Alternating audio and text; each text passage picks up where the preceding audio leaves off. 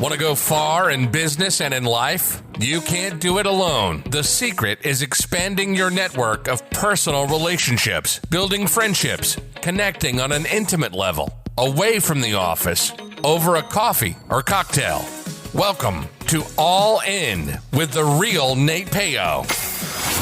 The show that asks what happens when you go all in and leverage the power of your network of personal relationships.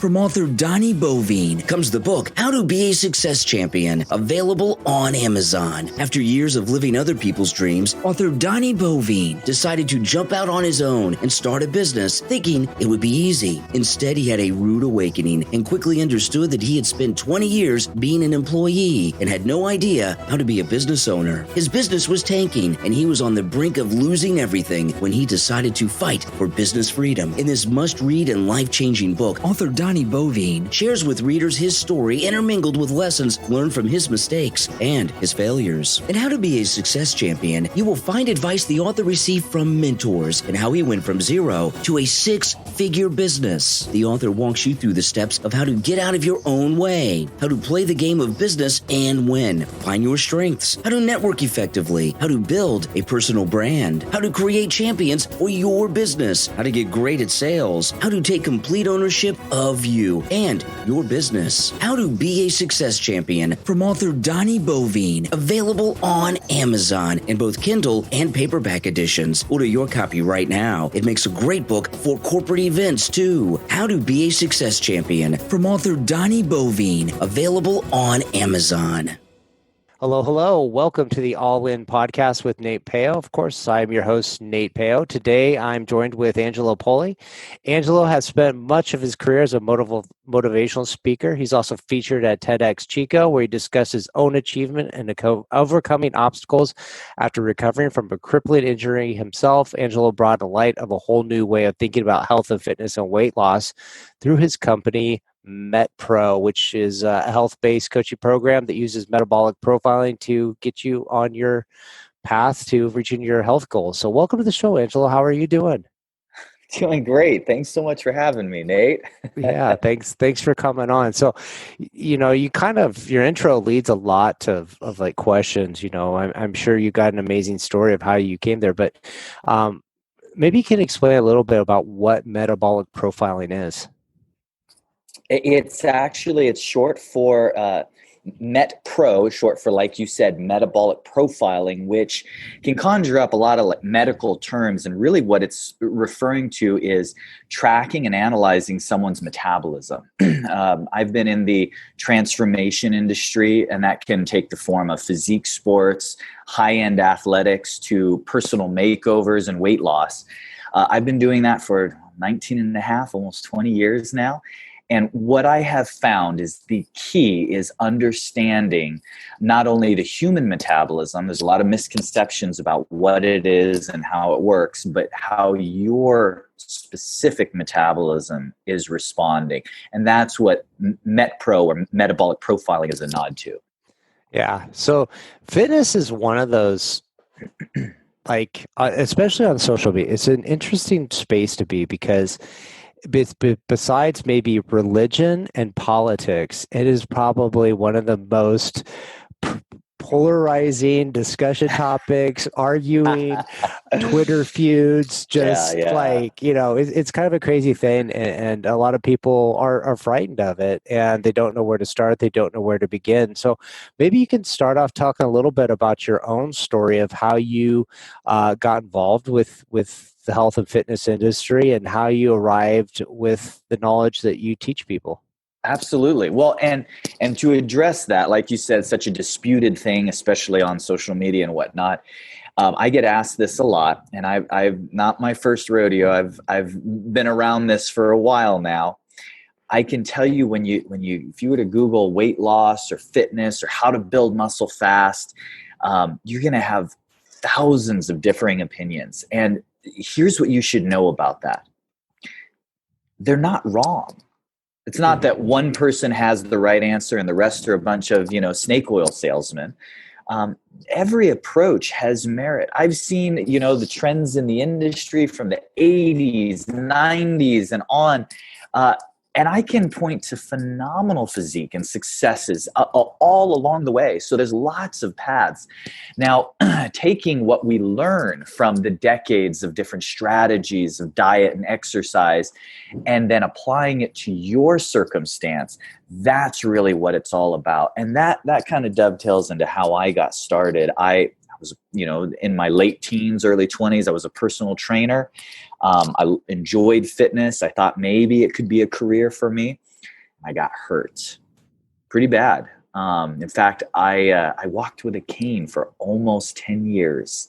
Wow. But I recovered. And so I had to have some, serious, personal decisions at that point in my life. Is this a career path that I could really stay in as someone who I couldn't hand my client dumbbells anymore? I couldn't, do the hands-on portion.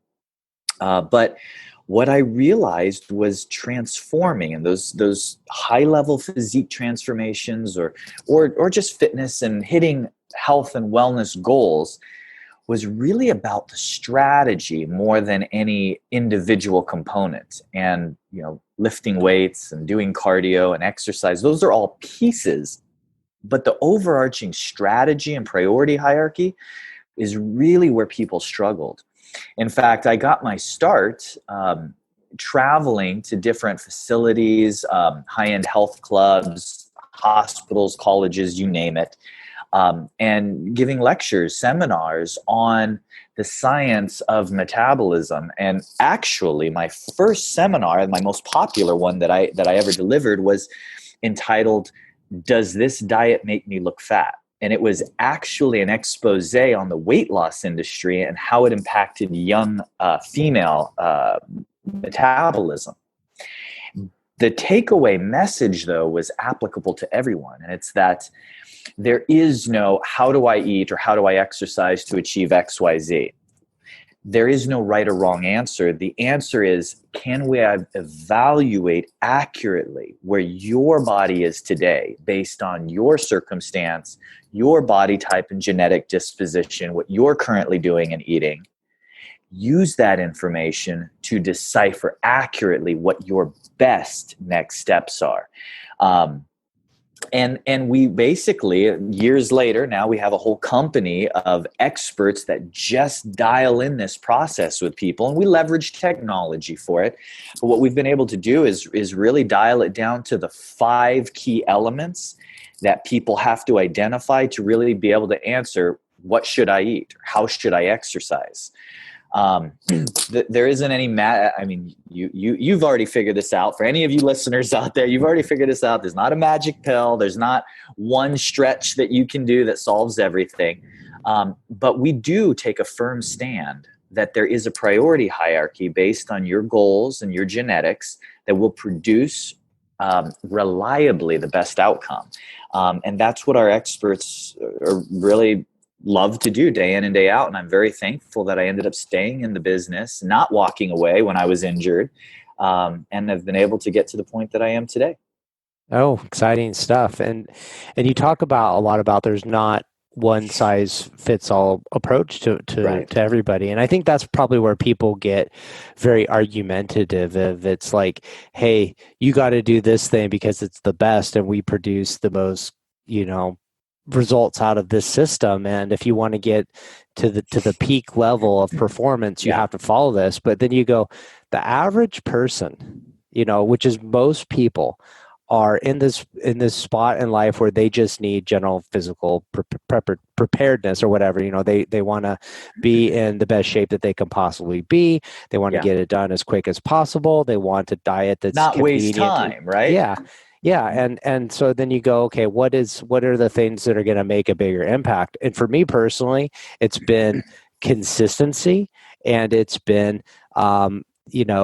steady progress over a period of time at a certain level of intensity. Like I would say, like if you go in to work out, balls to the wall day one, but you're so messed up and tired day 2, day 3, day 4, they don't get back in until day 5, and you do a 50% effort.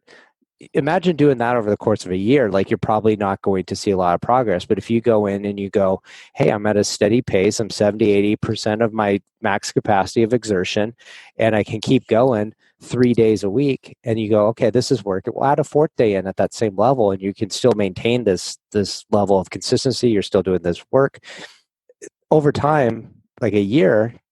4 workouts a week at 70-80% is going to give you a lot more than 2 or 3 at 100% if you can't keep up that pace. And I think that's where a lot of people try to like force fit everything else into I would it. love for someone to call me up and say, hey, Angelo, you got a year to get me in shape. That never happens. Well, we're at the point, we have a lot of fun, and I love what I do. My coaches love what they do, and we get to work with some really unique, interesting individuals. And there are some, fun cases where somebody in the entertainment field needs to get ready for a particular role or a part, or an athlete has to get ready for this or that, and we have to have them in this condition or at this aesthetic by this date, and it's never a year out, right? It's always gotta be on set in 3 months.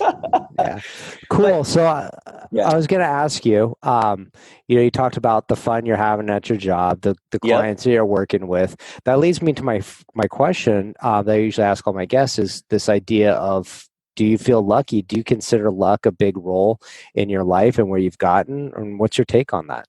Oh, that's interesting. So, okay, that's an interesting question. So luck in the traditional sense of some unseen force favoring one person over another. No, I definitely do not subscribe to that. Time, unforeseen occurrence. We're all subject to that. There's no question about it. But people, says math and says statistics, people who work hard, educate themselves, put in effort, will consistently put themselves in line for an opportunity. So that way, when the right time happens that you may or may not have control over, but when those opportunity comes along, you're in line for it. Whereas people who are waiting for things to happen to them instead of make things happen, I don't think that they're as likely to statistically to see the results, and that would bear out in almost any area of life, I think. So that's my thoughts on it. I agree that it has a lot to do with putting yourself in positions and being aware. You put yourself in a position for success, but then being aware of the opportunities when they come your way so that you're ready to act upon them. So if somebody says, be in the right place at the right time, my thing is you never know when the right time is. So try to be in the right places. And it's easier to start identifying the right places to be in when you have goals in mind. And fitness is an easy analogy to, extrapolate to other areas of life, because like if you said, hey, if your goal is to get fit, you're going to have more likely success going to the gym than going out for donuts. It's pretty much simple. It's like go to the places where your success is more likely to occur. And what happens is you start meeting like-minded people, you start making friends, you start wanting to come back, you build a community, and all of a sudden like you go, I don't know anything about diet and eating and lifting. Well, you start hanging around with these people, you're gonna introduce yourself to people that know people. You're gonna meet a trainer, you're gonna meet a friend that knows a lot of stuff, and before you know it, you start gathering some of this knowledge yourself, and it starts building upon it, and you start moving closer and closer towards your goals. But if you're hanging out in the wrong places, you're less likely to meet the right people to kind of show you the path that you need to take. So that's been a big, I think, eye-opener for me in my life. And I try to, don't necessarily always know where to go, but you kind of pick the places that are more likely to have success and hang out there. And my advice would be, so what are the right people? Because that you stated right along the lines of what you just said. At the point now we've dieted and coached, almost 20,000 people. So that, and we have analytics. So we everyone's body is different and everyone has a different outcome, but we can predict based on averages with a high level of accuracy now. And so I would define those people that you need to be hanging around with, the people that you can learn something from, that actually can educate you in the area, field, whatever, even outside of fitness and health, that you want to improve in. If you associate with people that are expert in that or know more than you do, then you can benefit from that. But you stated a very, very well-known principle in training is sports psychology. That's the reason why we always train athletes in small groups, and sometimes team sports or large groups, which isn't always ideal. You lose a little bit of specificity, but the psychology element is there. If you want to really improve an athlete, I'll take someone out of my athletic group, and what I'm going to do is I'm going to put him or her in another small group that's just a little bit better than them, a little bit more advanced. Mm-hmm. That person is going to improve the most. It's not random. You can almost count on it and, put it on the calendar and it happens. So absolutely what you said holds true. And that's a very valid psychological approach that has been applied by sports nutritionists and coaches for years. There's something about that where you rise to the level of expectations. Like, clearly if I was playing basketball with Michael Jordan, I wouldn't be, significantly better than my skills now. But you're right. Like if you're in something that you have a interest in, a passion in of getting better, and you put yourself in with people that you're competing with, you're chasing, yep. And even people that are chasing you. Like I like to say, like you want some people that are ahead of you, and you want a few people that are behind you. Yeah. So they're pushing you, like, hey, I'm not gonna let this person beat me, but I'm gonna be chasing this other person that's getting ahead, and it does build a lot of camaraderie. I think when there's a high level of energy of everybody's pushing everybody to be a better version of themselves.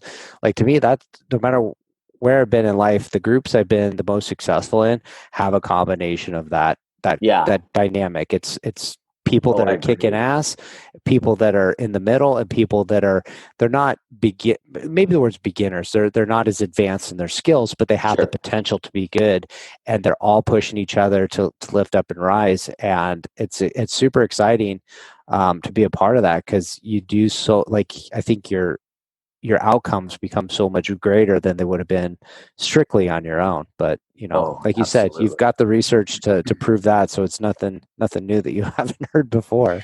So whenever I have the privilege of, either being on someone's show like this or just talking, one of my pet peeves is in this industry in particular, health and wellness, there tends to be a lot of speak that's in generalities where it's like, well, yeah, that makes sense. And that's sound reasoning, but it's really high level. And basically what I have found is it's getting ultra granular and specific is the missing piece, which is why overgeneralization usually doesn't lead to the results people want. You see it every day. You see it at the gym, the guy or gal who comes in and they're consistent, that they're on the treadmill, elliptical every week, or they're lifting weights every week, and they are in good shape, but they don't progress past a certain point. It's like their body's used to where they're at, and when their routine is well maintaining them. And of course, they're getting health benefits, and they're getting all the cardiovascular benefits and all that great stuff. But you've talked to them, that, hey, they want to, drop another 4% body fat. They want to do this. They want to do that. And that's where the specificity comes from. So to anchor to something that you brought up earlier, which really resonated with me, is there is so much information out there. Why is it that, some group says, well, you do this and this is the best outcome. Some groups, you do that, that's the best outcome. And while I would have to know for each listener their specifics in order to say, okay, here is the next step for you, I can give you the basis with which our experts at MetPro make those judgment calls. And here's the big secret. Leverage.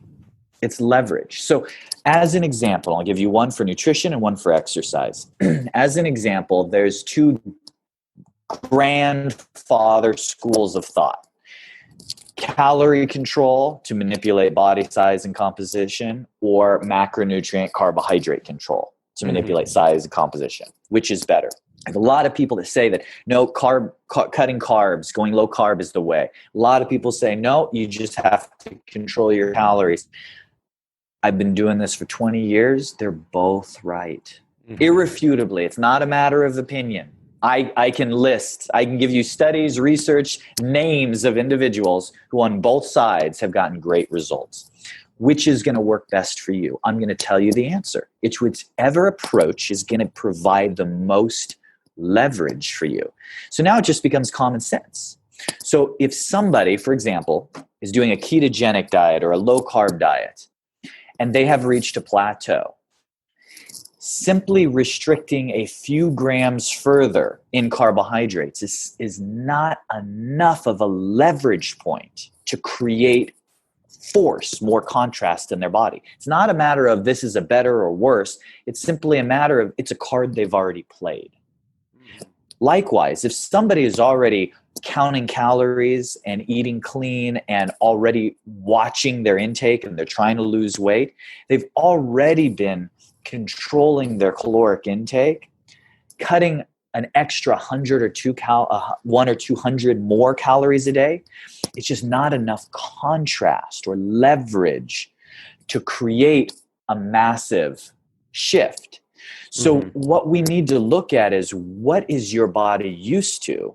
Now, based on that, we have a whole host of tools that have been proven over the decades to be effective. What can we change to? And a lot of times, it's just that creating leverage and contrast is the key. So that way, when somebody nutritionally returns to a strategy that they prefer, that they have got good results in the past from, will once again work for them after they've taken a break from that strategy.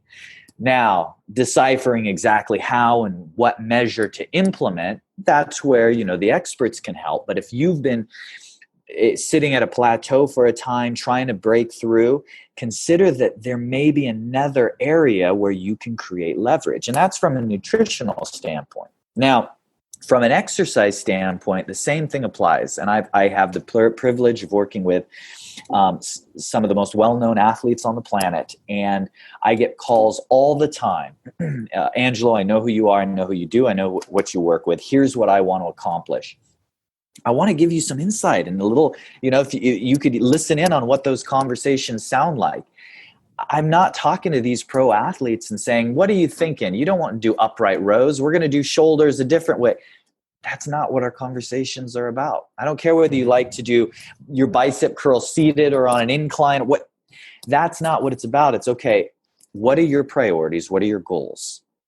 Based on your priorities, now I want to look at your current training program and how much of your weekly resource, and here's your resource, is time. How much of your time is invested into activities that are going to directly promote those goals? And what you'll find is that I love these programs that a lot of these elite athletes are doing. I have no problem with any of the individual programs or workouts.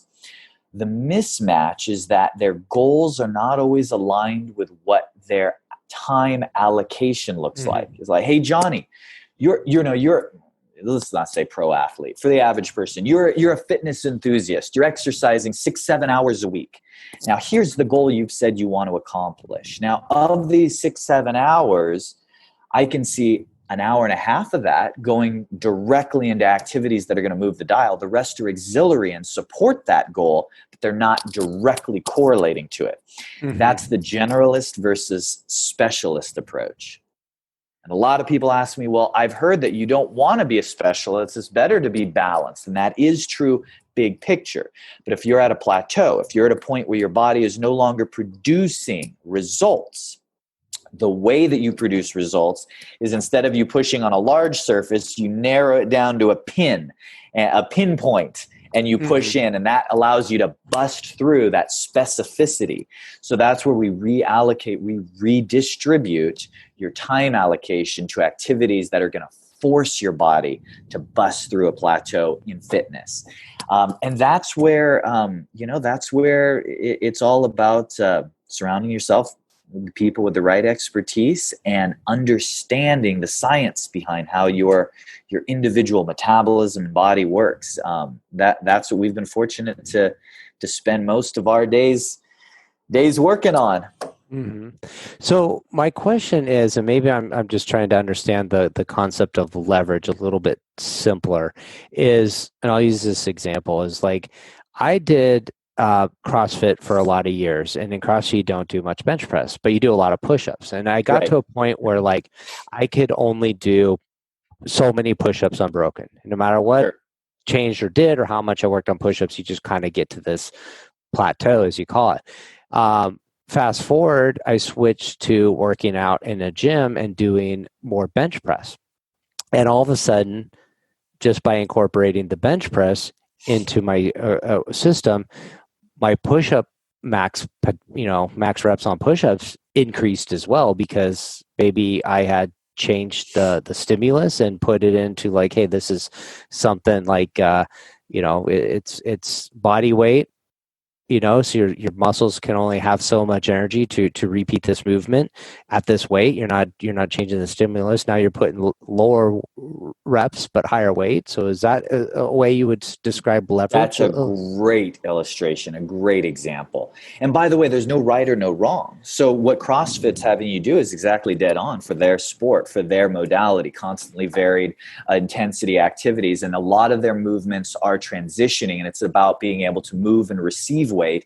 And a lot of movements are transitioning to Olympic style lifts, which is going to be overhead presses. And believe it or not, if you overdevelop the pectoral muscles, that'll actually work against like overhead lifts and things like that. So it's not that CrossFit missed the boat. It's that wasn't their main focus. Now, I've had the privilege of working with many world record holding powerlifters, Colby Ballinger, Matt Lamarck, Manny Burrell. I mean, now these guys, they train me. I've learned from them. But nutritionally, I've had the opportunity to work with individuals like this who hold world records. And it is incredible, the feats of human strength that specialists can accomplish. I mean, you would not think the human body is capable of handling and moving such massive loads. Yet I've seen it with my own two eyes. These guys, just incredible feats of strength.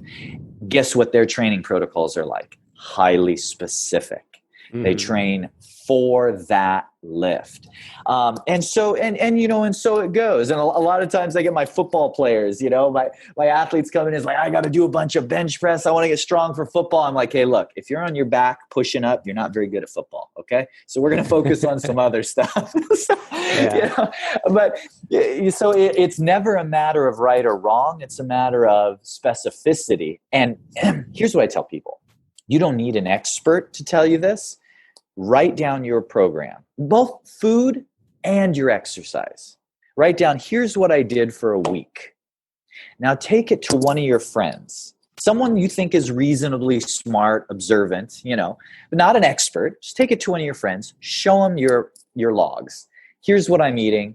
Here's what my exercise looked like for last week. Can you tell what my goals are? And if they can't, you probably have room for optimization. That's where specificity comes in. A lot of people come to me with great work ethic, great strategy, but they have a protocol between their nutrition and their training and their time allocation that is lacking purpose. It has an identity crisis. I tell people all the time, you can have all these great organic, wonderful ingredients in the pantry. That doesn't mean if you open your cupboards and you dump it all into a bowl, it's going to bake a cake.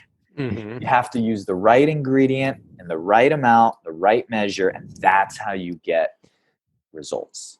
I love what you talked about, like sharing your plan with your friend, because I think that relates to so many people on so many different levels. Is like we have a perception of what we're doing, and maybe we call that our reality, but there's a perception from somebody else that says, well, this is what I see that you're doing, and I'm looking at it differently. And if those two aren't in alignment, then either your actions aren't following your goals, or your goals aren't following your actions, and you That's got to it. make a correction so that they do match. So it's definitely important to have some identity. And I think, and along with a lot of what you said, translates to so many other aspects in life, whether it's business, whether it's career, whether it's relationships, whether it's fitness, health, anything, picking up a new hobby. You want to be the best basket weaver ever. Like these all, they all apply for sure. So that leads me to my next Absolutely. question. This idea of being all in, what does being all in mean to you? Okay, so just abstractly, being willing to learn, to say, hey, this is something that I'm opening myself up to learn and to improve, because I find that those two things are synonymous. When somebody stops learning or feel they know all there is to know about a certain topic, then they have put a cap on how far they can go and how much they have learned. I tell my clients all the time that ask me, where's your education come from? Well, I can cite, my years of what I've done. Here's the answer. My education has come from every single one of the clients I've personally worked with. And so to me, in context of our conversation, all in is really not only that work ethic, not only the desire, the drive, the passion, the fire, all the other words that can go, descriptive terms that can go into it, but also the intelligence that is admitting that we all have more to learn and we all have opportunity to learn from others. That's all into me. Yeah, that's a fantastic answer, and is one I haven't heard. I don't think I've heard that before. Is where we learn from, and you're right. Like you can get degrees, you can get diplomas, but to me, that's like the stepping stone. That's the foot in the door. Your education never stops. The way you relate to every person you work with is going to teach you something else. No two people are exactly the same. No two people move the same. No two people improve the same. No two people have the same exact set of circumstances. And you learn, hey, I learned if somebody comes to me with this problem, it's very similar to this other person's problem combined with this other solution. And like, I have an idea. And so you're always constantly learning. You're always being able to mix and match problems to solutions, and you're able to, serve more people when you consistently learn. So I love that answer. It's an original for sure. So I got to ask you, you talked about beginners, you talked about elite athletes, you talked about, professionals and beginners and amateurs. So MedPro, who's going to go out there? Who's your ideal client that MedPro wants to work with? If you were to describe that avatar of that person. So it's not the casual, I want to, I should cut down on my junk food and limit sugar. It's the person who typically has either tried other approaches or who has done research and wants to implement optimal across the board. Doesn't want to waste time, wants to go, straight to the top and go, okay, if I'm going to put in the work, if I'm willing to make some lifestyle change, make some time management changes, alter my nutritional habits, start exercising, or take my athletics to the next level, I want to do that with an expert who's done this over and over again. And I am going to be receptive to some highly specific coaching. That's who we're looking for. And that's men, women, young, old, pro athletes, first time individuals moving. I tell people I've worked with a number of people that were on, from past contestants on The Biggest Loser, who now were repairing their metabolisms after tremendous weight loss, all the way to, of course, pro athletes that are household names. There is no right or wrong. It's really a mindset. It's a mindset of someone who, there's 1,000,001 resources out there to just start learning about how I can get healthy.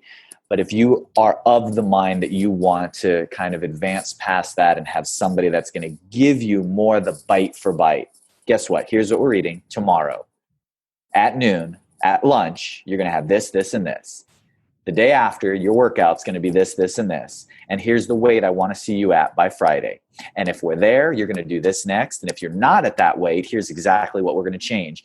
If that is appealing to you, well, you're going to love MetPro. It's going to be exactly what you've been looking for. And if that gives you stress, then, that's all right. It does sound like after like this quarantine fitness food lifestyle of just like a lot of lack of discipline and motivation, I think that sounds very appealing to me right now.